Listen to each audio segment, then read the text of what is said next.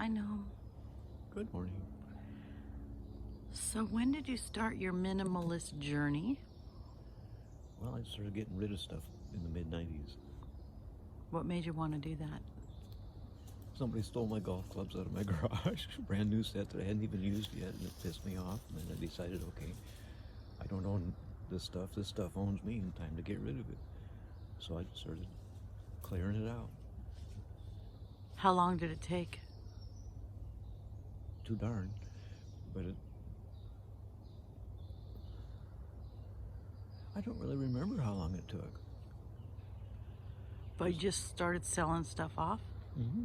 Giving stuff away. And you had a house? Mm-hmm. You owned it? No, I was renting at that point. 3-bedroom house with a 2-car garage and a full basement. And it was full of stuff. How did you let go of things? Easily. Really? It wasn't a difficult thing at all. Once I made up my mind to do it, it was like, okay, it's gone. I don't need this stuff. It's a bother, not a benefit. What about sentimental things? Didn't have much of that. Photos? Yeah, I had a bunch of those. Did you put things in storage at that point? Yeah, I put some stuff in storage, like the photos and my crystals and books and music. And that was about it that was in there. Mm-hmm. And that ended up going away because I left the state and then hit hard times and wasn't able to pay the storage, so it got auctioned off. So that relieves me of that situation. Do you think those people found any treasures in that thing? Yeah, there was actually thousands of dollars worth of crystals in there. So they made some money on it. So, what happened next after in your journey? What happened? Well, let's see from there. Where did I go?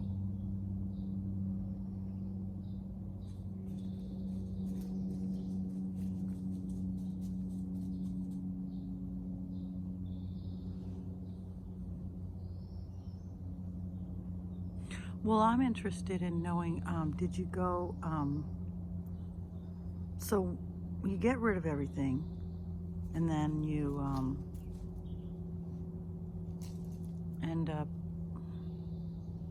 well, when you did your backpacking, I guess you call it, in the woods, what happened there?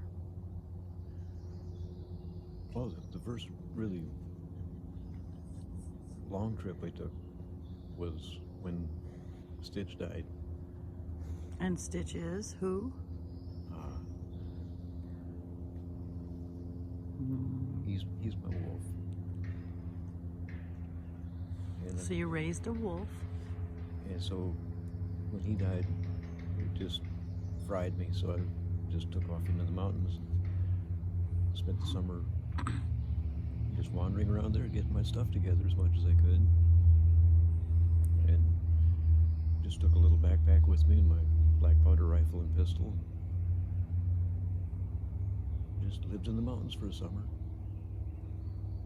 How many different summers did you do it? 3. And The first one was a real learning experience. And the second one was the most exciting. And the third was just kind of there. what was it like? The first one. Might as well start with that one. Well, the first one was kind of rough because I was dealing with internal issues over losing Stitch. But I ate well. What'd you eat? Well, I had my black powder stuff with me, so every once in a while I'd take down a small antelope. And I had my trot line with me, so whenever I was going to camp near a stream, I'd put my trot line out across the water first before I went to bed. Wake up in the morning, have fresh fish to eat. What did you keep in your backpack? Well, I started out with rice and beans and rendered down bacon grease and a little cast iron skillet and a flipper thing.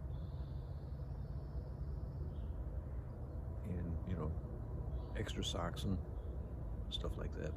Not a lot of anything because it was a small backpack. And that was pretty much it. My obviously sleeping bag and tarp. Jacket. Yeah. And that was pretty much it. So what was your daily routine like? Just wander around, look at my little, what I could like to call little miracles. Just neat stuff that kind of shows up that you would miss if you weren't paying attention. Or if you were living in a 3-bedroom house with Yeah. a 2-car garage and a basement. Yeah. Did you grow up with nature? Oh, yeah. Yeah, I was raised on 59 acres of woods, pretty much mostly woods, with the river and a creek running through it. And in the summertime, you never saw me during the day. I was out in the woods somewhere. A train is coming. Yep. We'll see how loud it gets. Well, we'll take a little break.